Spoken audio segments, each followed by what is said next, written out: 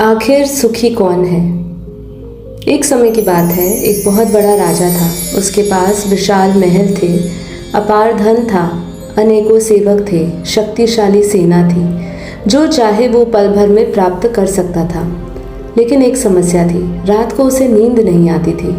दिन भर चिंता, कल की चिंता, राज्य की चिंता, दुश्मनों की चिंता, धन खोने की चिंता।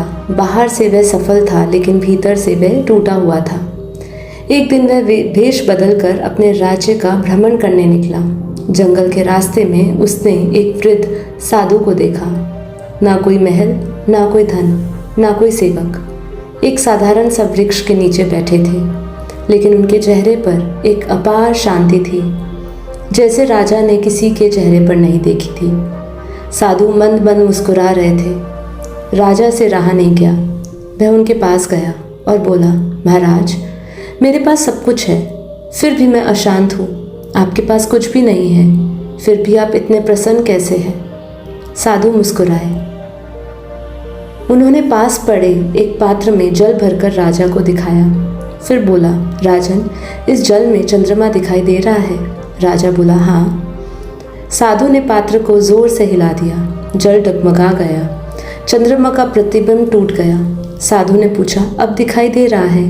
राजा बोले, नहीं। साधु बोले, चंद्रमा कहीं गया नहीं है, समस्या जल में है।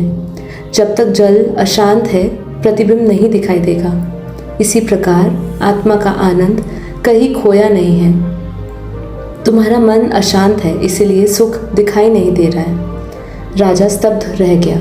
साधु आगे बोले, तुम सुख को धन में खोज रहे हो, पद में खोज रहे हो, लोगों की प्रशंसा में खोज रहे हो, लेकिन सुख वहाँ है ही नहीं। सुख तो तुम्हारे भीतर है, जिसे तुम बाहर खोज रहे हो। वह तुम्हारे स्वयं के अस्तित्व का स्वभाव है। उस रात राजा अपने महल लौटा, लेकिन पहली बार वह धन, सिंहासन और वैभव के बारे में नहीं सोच रहा था। वह केवल एक वाक्य सोच रहा था, सुख तो बाहर मत खोजो, उसे भीतर पहचानो।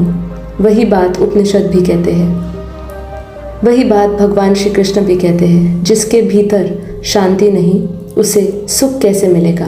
और फिर गीता में भी यही कहते हैं कि जो अपने भीतर सुख पाता है, वही वास्तव में योगी और वही वास्तव में सुखी है। जो स्वयं में स्थित है, जो आत्मा में स्थित है, वही वास्तव में सुखी है। परम शांति।